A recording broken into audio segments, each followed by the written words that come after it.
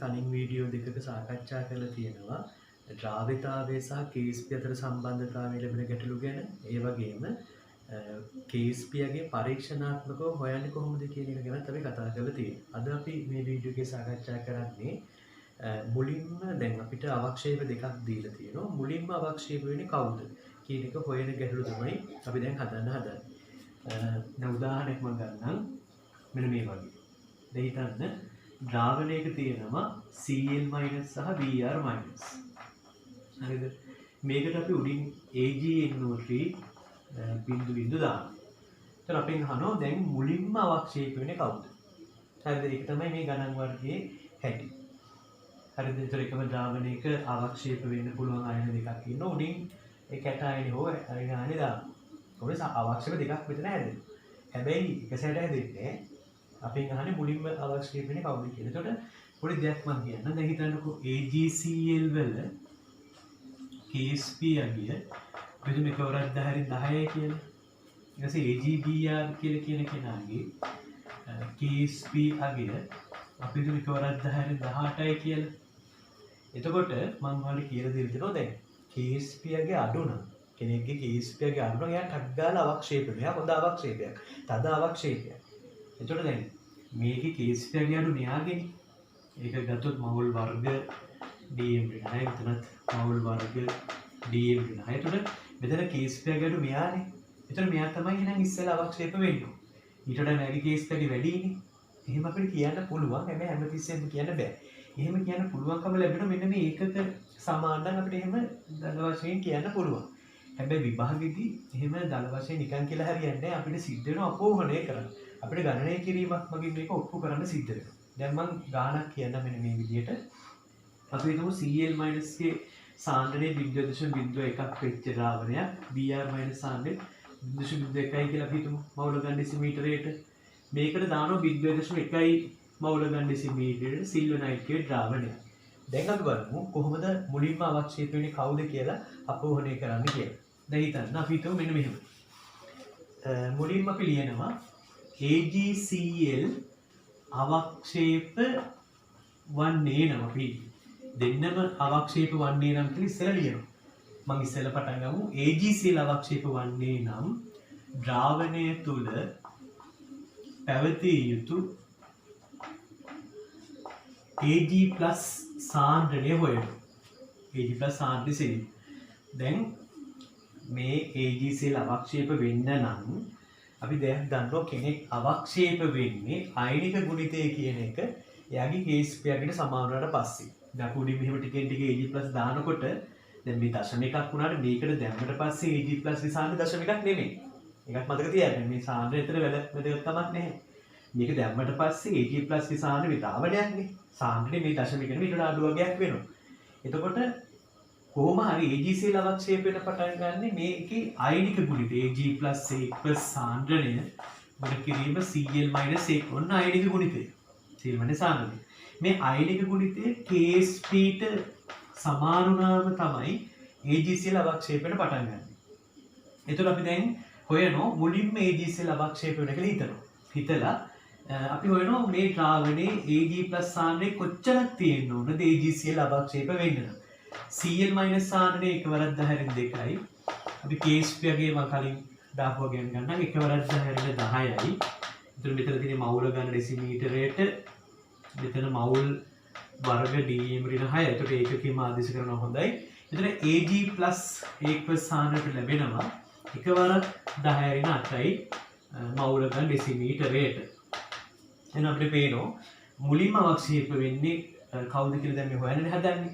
එතකොට අපි හිතනවා ඔන්න AgCl අවක්ෂේප වෙන්න නම් මේ ද්‍රාවණය තුල මේව දාලා කොහොම හරි Ag+ සාන්ද්‍රණය එකවරක් 18ක් වෙන්න ඕනේ.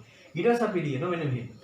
එතකොට AgBr අවක්ෂේප වන්නේ නම් AgBr අවක්ෂේප වන්නේ නම් ද්‍රාවණය තුල පැවතිය යුතු Ag+ සාන්ද්‍රණය වෙන. එතකොට වෙන්නේ මෙතන අයනික ගුණිතය වෙන්නේ AgBr ගේ. එතකොට බලමු අපි සාන්ද්‍රණය වෙන්නට බලමු. AgBr ගේ KSP එක මම එකවරක් 10/18යි කියලා ගන්නම්. එතකොට අපිට එකවරක් 10/16ක්. දැන් ඔයාලට පේනවා Ag+ සාන්ද්‍රණය AgCl අවක්ෂේප වෙන්න අවශ්‍ය වෙන Ag+ සාන්ද්‍රණය එකවරක් 10/8යි.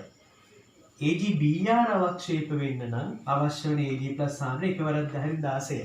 එතකොට ඊටාමත්ම අඩු Ag+ සාන්ද්‍රණයක් ඕන වෙන්නේ AgBr අවක්ෂේප වෙන්නනේ.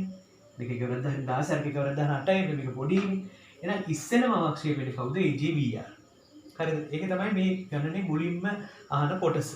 මුලින්ම අවක්ෂේප වෙන්නේ කවුද කියලා එක තෝරන්න නම් උගලන්න සිද්ධ වෙනවා ඉස්සෙල්ලා මේ විදිහට. ඒ අවක්ෂේප දෙකම අවක්ෂේප වෙනවයි කියලා හිතලා අයනික ගුණිත සමාන කළ KSPට කොච්චර Ag+ සාන්ද්‍රණයක් තියෙන්න ඕනද කියලා බලන්න. ඒතර අඩු Ag+ සාන්ද්‍රණයක් ඕන වෙන කෙනා තමයි මුලින්ම අවක්ෂේප වෙන්නේ. එහෙමයි ගණනය කිරීමකින් අපි ඕනේ කරන්නේ. හරි මේකේ දෙවෙනි කොටසේ අපිට ලැබෙන්නේ මෙන්න මේ වගේ දෙයක්. දැන් AgBr ඔන්න අවක්ෂේපයට පටන් ගත්ත මේකේ Ag+ සාන්ද්‍රණය එකවරක් 10/16ක් වෙච්ච ගමන් දැන් AgBr අවක්ෂේපයට පටන් ගත්තා. අපි තාමත් අවක්ෂේපයක් නැහැ. ඊට චුට්ටක් මේකට දාපු ගමන් මේ සාන්ද්‍රණයට චුට්ටක් වැඩි වෙච්ච ගමන් AgBr වල ටික අවක්ෂේප වෙනවා. දැන් මේ AgBr අවක්ෂේප වෙනවා. අපි තවදුරටත් මේ AgN වලට දාමු. තව ටිකක් මේක මොකද වෙන්නේ ටික අවක්ෂේප වෙනවා. හැබැයි පොඩි දෙයක් කියන්නම්. මෙයා කොච්චර දැන් අවක්ෂේප වුණානේ. මේ උඩ තියෙන ද්‍රාවණයේ අයනික ගුණිතය අනිවාර්යයෙන් කාට සමාන වෙන්න ඕනද? KSPට සමාන වෙන්න ඕනේ. ඒක කිසි වෙනසක් නැහැ. මොකද අවක්ෂේප වෙන්න පටන් ගන්නකොට තියෙන අයනික ගුණිතය හෝ අවක්ෂේප හැදුනට පස්සේ උඩින් තියෙන අයනික ගුණිතය තමයි KSP කියලා කියන්නේ. එතකොට මම කිව්වා කවදාවත් අයනික ගුණිතය KSP වලට වැඩි වෙන්නේ නැහැ. දැන් අපි තවත් AgN වලට දානකොට මේ ද්‍රාවණයේ අයනික ගුණිතය හැමතිස්සෙම AgBr ගේ KSP එකට සමානව තියෙනවා. හැබැයි දැන් ඕගොල්ලන් බලයි මුලින් Br minus හිටියා Cl minus හිටියා මේක එකවරක් 10/2යි මවුල ගන්න ඩෙසිමීටර සාන්ද්‍රණය තිබ්බනේ. එතකොට දැන් Ag+ දානවනේ. එතකොට Br minus ගේ සාන්ද්‍රණයට මොකද වෙන්නේ? දැන් මම පෙන්නන්නම් KSP නියතය උෂ්ණත්ව නියත නම් එතකොට දැන් මේව සමානව තියෙන්න ඕනේ මේ අයනික ගුණිතය අනිවාර්යෙන් මෙතන අයනික ගුණිතය මේ KSP ට සමානයි. එතකොට අපි තවදුරටත් Ag+ මේකට දානවනේ. එතකොට Ag+ ගේ සාන්ද්‍රණය වැඩි වෙනවා. එහෙනම් KSP ගේ නියත කරගන්න නම් මේ Br minus ගේ සාන්ද්‍රණය මොකද වෙන්නේ? ටික අඩු වෙනවා. එහෙනම් අපි AgN වලට දාන්න මේකේ තියෙන Br minus සාන්ද්‍රණය ටික අඩු වෙලා අවක්ෂේප උසෙන්නේ වැඩි වෙනවා. හැබැයි කොහොම හරි Br minus ගේ සාන්ද්‍රණය අඩු වෙනවා. හරිද? දැන් අපි බලමු AgCl අවක්ෂේපයෙන් පටන් ගන්නෙ මෙයා අවක්ෂේපයෙන් පටන් ගන්නෙ කොච්චරක් වුණාට පස්සේද? මේ ද්‍රාවණයේ Ag+ සාන්ද්‍රණය එකවරක් 10/8කට ආවට පස්සේ AgCl අවක්ෂේප වෙන පටන් ගන්නවා. දැන් ඔන්න මම කියන්නම් AgCl අවක්ෂේප වීම ආරම්භන මොහොතේදී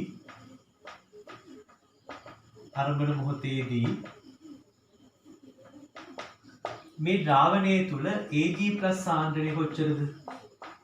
එකවරක් 10/8යි මවුල ගන්න ඩෙසිමීටරයට. ඒ කියන්නේ මම මේකට දැන් දාලා තියෙනවා Ag+ කොච්චර සාන්ද්‍රණයක්ද? එකවරක් 18ක් දාලා තියෙනවා. හරිද? දැන් අපෙන් අහන්නේ මෙහෙම දෙවන සිල්ව හේලයිඩේ අවක්ෂේප වීම ආරම්භ වෙනකොට. දෙවන සිල්ව හේලයිඩේ කියන්නේ AgCl. මුලින්ම අවක්ෂේපුනේ AgBr නේ. දෙවන සිල්ව හේලයිඩේ කියන්නේ AgCl. ඒතර මෙන්න මෙයා අවක්ෂේප වීම ආරම්භ වෙන මොහොතේදී කලින් අවක්ෂේප වූ හේලයිඩ අයනයේ ඉතිරිව පවතින අයන සාන්ද්‍රණය අහන්නේ. කලින් අවක්ෂේප වෙච්ච හේලයිඩ කියන්නේ Br-. දැන් Ag+ සාන්ද්‍රණය මෙච්චරක් වෙනකොට මේ ද්‍රාවණයේ Br- ගේ සාන්ද්‍රණය තමයි මේ ගණන් වලින් අහන්නේ. ඒවල දන්නෝ කොහොම වුණත් දැන් ඔන්න AgCl අවක්ෂේප වෙන පටන් ගන්නෝ Ag+ මෙච්චරක් වැටෙනට පස්සේ. හැබැයි කොහොම වුණත් යටින් AgBr අවක්ෂේප තාම තියෙනවනේ. ඒතර උඩ ද්‍රාවණයේ AgBr ගේ අයනික ගුණිතය තාමත් KSPට සමානව තියෙන්න ඕනේ. එතකොට අපිට හොයන්න පුළුවන් එහෙනම් AgCl අවක්ෂේප වෙනකොට මුළු ද්‍රාවණයේම Ag+ සාන එකවරක් 18යිනේ. එහෙනම් මම ආයසරයක් ලියලා බලනවා මේ මොහොතේදීත් AgBr ගේ අයනික ගුණිතය එයාගේ KSP එකට සමාන වෙන්න ඕනේ. හරිද? එහෙනම් දැන් මට මෙතෙන්ට ආදේශ කරන්න පුළුවන් මේක එකවරක් 18යි Ag+ සාන්ද්‍රණය Br- සාන්ද්‍රණය අපි හොයන්න හදන්නේ KSP එක එකවරක් 10/18යි. එතකොට Br- සාන්ද්‍රණය අපිට හොයන්න පුළුවන් එකවරක් 10/10යි මවුල ගන්න ඩෙසිමීටරයට කියලා. එහෙනම් AgCl අවක්ෂේප වෙන්න ආරම්භ වන මොහොතේදී දැන් ද්‍රාවණයේ තියෙන Br- සාන්ද්‍රණය එකවරක් 10/10යි. කලින් තිබ්බ එකවරක් 10 රින් 2යි නේ මට පේනවා ඇති. එකවරක් 10 රින් 2ක් මුලින් තිබිච්ච එක්කෙනාගේ සාන්ද්‍රණය දැන් එකවරක් 10 රින් 10ක් දක්වා අඩු වෙලා තියෙනවා කියන්නේ. කොහොම තමයි මේකේ ගණන් මේ වගේ ගණන් වල පළවෙනි කොටස් දෙක එන්නේ. මුලින්ම අවක්ෂේප වෙන්නේ කවුද කියලා අහනවා. ඊට පස්සේ අහනවා දෙවන එක්කෙනා අවක්ෂේප වීම ආරම්භ වෙනකොට කලින් අවක්ෂේප වෙච්ච කෙනාගේ අයනික සාන්ද්‍රණය. විතිරව පවතින අයනික සාන්ද්‍රණයක් අහනවා. ඒ වගේ මේ ගානදී තුන්වෙනි කොටස දෙන්න ඉන්නේ උපකල්පනයක් ලියන්න කියලා. දැන් මොකද මේක උපකල්පනය? මේක උපකල්පනය තමයි. දැන් උඩින් ද්‍රාවණයක් දාන්නේ. ද්‍රාවණයක් දානකොට දැන් මේකේ එකවරක් 10 රින් 2යි සාන්ද්‍රණයක් තිබ්බේ Cl- සහ Br- උඩින් ද්‍රාවණයක් වෙනකොට මේ සාන්ද්‍රණය මොකද වෙන්නේ? අඩු වෙනෝනේ තනුක වෙනෝනේ මුළු ද්‍රාවණය දැන් තනුක වෙනවා. මුළු ද්‍රාවණයේ පරිමාණය වැඩි වෙනවා. මෙයා දාන්න මුළු ද්‍රාවණයේ පරිමාණය වැඩි වෙලා මේගොල්ලෝගේ සාන්ද්‍ර අඩු වෙනවා. නමුත් අපි ගණනය කිරීම සඳහා ගත්තේ මේ සාන්ද්‍රණමනේ. එහෙනම් මේක උපකල්පනයක් කරනවා. AgNO3 ද්‍රාවණය එකතු කළ විට මේ ද්‍රාවණයේ පරිමාණයේ සිදුවන වෙනස නොසලකා හැරීම කියයි. එහෙම තමයි මේ ගණන් හදන්නේ. හරි අපි මේ වගේ තව ගණනක් බලමු. හැබැයි ඒකේ පළවෙනි කොටස මෙන්න මෙහෙම කතාවක් කියලා තියෙනවා. චුට්ටක් වෙනස් මේ බලන්න. XA2 කියන අවක්ෂේපයක් ඝනයක් ඒක දිය කරාලු ජලය 500ක ඒතර දිය වෙච්ච ස්කන්ධයක් අපිට දීලා තියෙනවා.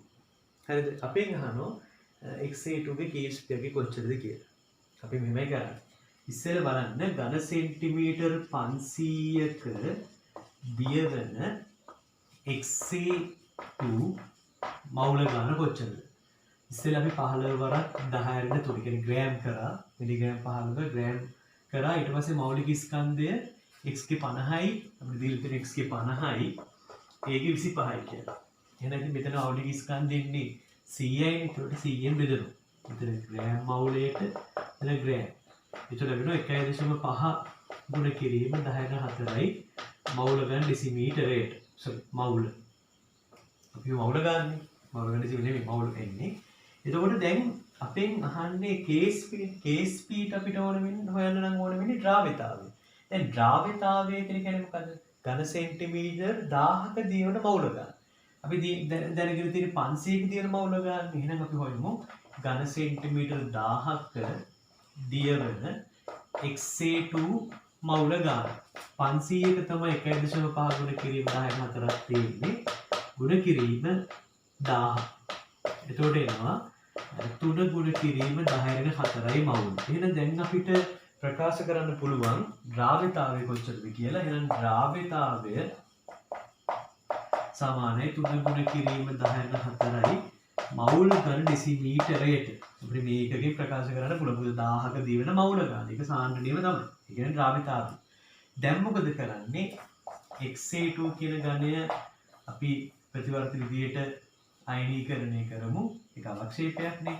x2 + 1 + a-2. දැන් මෙතන ද්‍රාව්‍යතාවය දැන් හොයාගෙන ඉවරයි. මෙතන 3 වරක් 10/4 නම් මෙතන 3 වරක් 10/4යි. මෙතන ඒ වගේ දෙගුණයක් 6 වරක් 10/4ක් වෙන්න ඕනේ. දැන් අපි KSP ලියමු.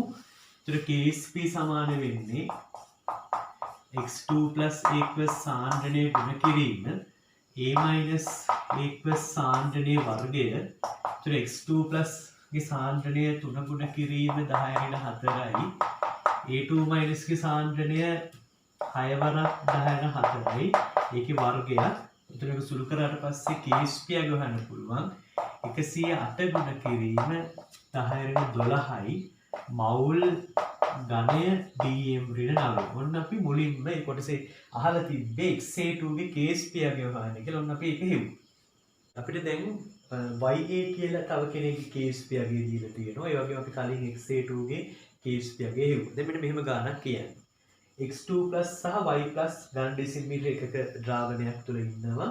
මෙතන x2 + ගේ සාන්ද්‍රණය අපිට දීලා තියෙනවා 0.12 මවුල් ගන්න දීලා තියෙනවා 0.12. y+ තියෙනවා 0.04. හැබැයි මේ ද්‍රාවණයේ x2 + සාන්ද්‍රණයත් 0.12. මොකද ඝන ඩෙසිමීටර එකක තියෙන මවුල ගන්න තමයි සාන්ද්‍රණය කියන්නේ. දැන් x2 + සාන්ද්‍රණය 0.12යි y+ ගේ සාන්ද්‍රණය 0.04. ඔය ද්‍රාවණයකට දානවලු NaA කියලා ඝනයක්. හැබැයි ඒක සම්පූර්ණයෙන්ම ජලයේදී අයනීකරණය වෙනවා. ඒතර මොකද වෙන්න පුළුවන්? මේ x2 + මේක තියෙනවනේ a- අන්නේ a- උයි මේ x2 plus එකතු වෙලා xa2 කියන අවක්ෂේපය හැදෙන්න පුළුවන්. ඒ වගේම y plus සහ a minus එකතු වෙලා ya කියන අවක්ෂේපය හැදෙන්න පුළුවන්. හරිද? එහෙනම් දැන් අපෙන් අහනවා මුලින්ම අවක්ෂේප වෙන්නේ කවුද කියලා. කොහොමද අපි කරන්නේ? අපි හිතමු xa2 අවක්ෂේප වන්නේ නම් ද්‍රාවණය තුල පැවතිය යුතු a- සාන්ද්‍රණයේ සෙවීම අපි ලියනවා. xa2 අවක්ෂේප වන්නේ නම් ද්‍රාවණය තුල පැවතිය යුතු නැත්නම් තිබිය යුතු a- සාන්ද්‍රණයේ සෙවීම. අපි දන්නවා එයා අවක්ෂේප වෙන්න පටන් ගන්නකොට එයාගේ අයනික ගුණිතය අනිවාර්යෙන් සමාන වෙන්න ඕනේ Kp අගයට. දැන් ඔයාලා බලන්න ඇයි මේ අයනික ගුණිත ගන්නකොට වෙන වර්ගයක් දැම්මේ කියලා. මේ සාන්ද්‍රණයේ වර්ගයක් දැම්මේ ඇයි?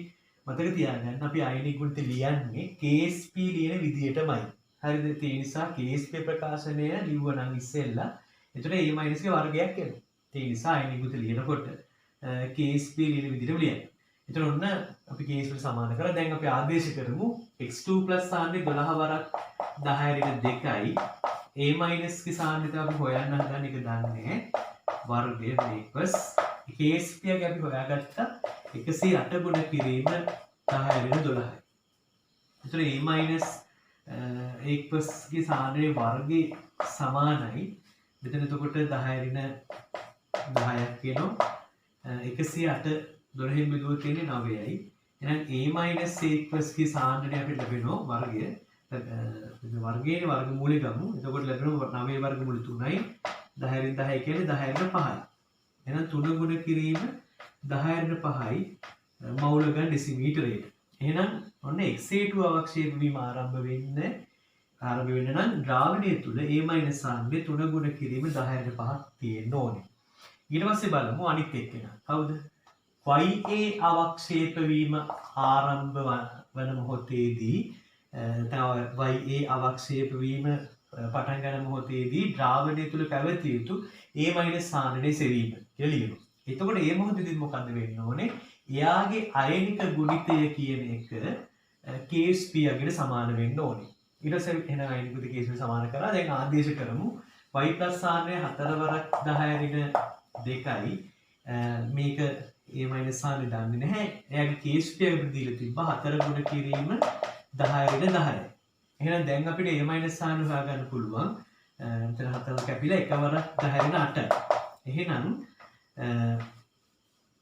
ya අවක්ෂේප වෙන්නේ a- ගේ සාන්ද්‍රණය 1 වරක් 10 8ක් වුණොත්. ඊට පස්සේ xa2 අවක්ෂේප වෙන්නේ a- ගේ සාන්ද්‍රණය අපි හොයාගත්තේ කලින් 3 ගුණ කිරීම 10 5ක් වුණොත්. දැන් මේ අගයෙන් දෙකින් වැඩි අගය මොකද්ද? වැඩි අගය මේක අඩු අගය මේකනේ. එහෙනම් අවක්ෂේප වීමට අඩු a- සාන්ද්‍රණයක් අවශ්‍ය වෙන කෙනා තමයි මුලින් අවක්ෂේප වෙන්නේ. එහෙනම් මුලින්ම අවක්ෂේප වෙන්නේ කවුද? ya. ඊළඟ කොටසේ අහනවා දෙවන ලවණයේ අවක්ෂේප වීම ආරම්භ වෙනකොට කලින් අවක්ෂේප වෙච්ච කැටායනේ ඉතිරිව පවතින සාන්ද්‍රණය කොච්චරද කියලා. මම මෙහෙම පැහැදිලි කරන්නම්. දැන් අපි බලමු මුලින්ම අවක්ෂේප වුණේ කවුද? අපි හොයාගත්ත කලින් ya තමයි මුලින්ම අවක්ෂේප වෙන්නේ. එතකොට ya අවක්ෂේප වෙන්නේ මේකේ a- සාන්ද්‍රණය 1 ගුණ කිරීම 10 8ක් වුණාට පස්සේ. හරිද? එතකොට ya අවක්ෂේප වීම දැන් ආරම්භ වෙලානේ තියෙන අපි තව චුට්ටක් වැඩි කරපු ගමන් අපි තව පොඩ්ඩක් a- දාපු ගමන් අපිට දැන් පේන්න පටන් ගන්නවා ya අවක්ෂේප වෙනවා. අපි උඩින් NA කියන ලවණේ දාන්න a- සාන්ද්‍රණය මේක වැඩි වෙනවනේ. එතකොට එන්න අවක්ෂේප උසක් වැඩි වෙනවා. ඒ කියන්නේ දැන් ya අවක්ෂේප වෙනවා. හැබැයි අපි දන්නෝ අවක්ෂේප වෙන්න පටන් ගන්න මොහොතේදී තිබිච්ච අයනික ගුණිතය සහ අවක්ෂේප වුණාට පස්සේ තියෙන අයනික ගුණිතය සමානයි. ඒක සමානයි මොකද Kp ට. ඒ නිසා වල පේන්න ඕනේ දැන් මේක තේරුම් ගන්න ඕනේ මේ උඩින් a- දාන්න Kp එක වෙනස් වෙන්න බැහැ. මේක වැඩි වෙනකොට y+ සාන්ද්‍රණය අඩු වෙන්න ඕනේ. ඒ නිසා අපි ප්‍රශ්නේ අහනවා දැන් දෙවෙනියට අවක්ෂේප වෙන්නේ xa2 නේ. මෙන්න මෙයා අවක්ෂේප වීම ආරම්භන මොහොතේදී කලින් අවක්ෂේප වූ කැටායනේ ඉතිරිව පවතින සාන්ද්‍රණය කොච්චරද කියලා. හරිද? දැන් අපි දන්නවා මෙහෙම දෙයක්. xa2 ලවණය අවක්ෂේප වන විට මේක අවක්ෂේප වන විට ද්‍රාවණය තුල පවතින a- ගේ සාන්ද්‍රණය අපි හොයාගෙන තියෙනවා. ඒක අපි කලින් හොයාගත්තා 3 ගුණ කිරීම 10 5යි මවුල ගන්න ඩෙසිමීටරයට. ඒ කියන්නේ දැන් XA2 කියන කෙන අවක්ෂේප වෙන්න පටන් ගන්න නම් මේ ද්‍රාවණය පුරා A- කි සාන්ද්‍රණය 3 ගුණ කිරීම 10^5ක් වෙන්න ඕනේ. ඒක තමයි කියන්නේ. එතකොට A- කි සාන්ද්‍රණය 3 ගුණ කිරීම 10^5යි මේ මොහොතේදී. XA2 අවක්ෂේප වෙන ආරම්භ වෙන මොහොතේදී. එහෙනම් දැන් මෙහෙමයි. යට අවක්ෂේප තියෙනෝනේ ඒ YA නේ. එතකොට උඩින් තියෙන ද්‍රාවණයේ YA ගේ අයනික ගුණිතය තවමත් කාට සමානද? තවමත් K ස්පීඩ සමාන වෙන්න ඕනේ. මොකද මම කිව්වා කෙනෙක් අවක්ෂේප වුණාට පස්සේ උඩින් තියෙන ද්‍රාවණයේ අයනික ගුණිතය K ස්පීඩ සමාන වෙන්න ඕනේ. උඩින් කොච්චර A- දැම්මත් මේක වැඩි වුණාට පස්සේ මේක අඩු වෙලා ඒක නියත කරගන්නවා. ඒ නිසා අපි දැන් බලමු කොහොම වුණත් මේක අයනික ගුණිතය එයාගේ K ස්පීඩ YA ගේ K ස්පීඩ සමාන වෙන්න ඕනේ. එතකොට XA2 අවක්ෂේප වීම ආරම්භ වන මොහොතේදී ද්‍රාවණයේ තියෙන A- සාන්ද්‍රණය 3/5යි. එහෙනම් අපි දැන් බලමු මේ මොහොතේදී මේ ද්‍රාවණයේ Y+ කොච්චර තියෙනවද කියලා. එහෙනම් Y+ ගේ සාන්ද්‍රණය දන්නේ නැහැ. A- ගේ සාන්ද්‍රණය අපි දන්නවා 3 ගුණ කිරීම 10/5යි. එතකොට YA ගේ KSP අපිට කලින් දීලා තියෙනවා 4/10/10. එහෙනම් දැන් අපිට හොයාගන්න පුළුවන් මේ Y+ ගේ සාන්ද්‍රණය කොච්චරද කියලා. 4/10/10 බෙදනවා 3 ගුණ කිරීම 10/5යි. ඒතර 1.33 ගුණ කිරීම 10/5යි මවුල ගන්න ඩෙසිමීටරයට. හරිද? එහෙනම් කලින් හිටියනේ Y+ 0.04 කලින් මුලින්ම. එතකොට දැන් බලන්නකො දැන් තියෙන සාන්ද්‍රණය ගොඩක් අඩු වෙලානේ. එහෙනම් මතක තියාගන්න මේ ගණන් වල විශේෂත්වය තමයි ඔන්න මුලින්ම අවක්ෂේප වෙන කෙනා හොයනකොට අපි දෙන්නම අවක්ෂේප වෙනවයි කියලා හිතලා ඒ අදාළ මේ උඩින් දාන අයනයේ සාන්ද්‍රණය හොයනවා. එතකොට අඩුවෙන් ඕන වෙන කෙනා මෙයා A- අඩුවෙන් ඕන වෙන කෙනා මුලින් අවක්ෂේප වෙනවා. ඊට පස්සේ අපි මේ ප්‍රශ්නේ දෙවෙනි කොටස අහන්නේ දෙවන එක්කෙනා අවක්ෂේපයේම ආරම්භන මොහොතේදී කලින් අවක්ෂේප වෙච්ච අයනික සාන්ද්‍රණයක් නේ. එතකොට මුලින්ම අවක්ෂේප වුණේ YA. දැන් අවක්ෂේප වෙන හදන්නේ XA2. හැබැයි අපි දන්නවා කොහොම වුණත් යට අවක්ෂේපයක් තියෙනකොට උඩ ද්‍රාවණයේ අයනික ගුණිතය YA ගේ අයනික ගුණිතය එයාගේ K ස්පීඩට සමානව තියෙන්න ඕනේ.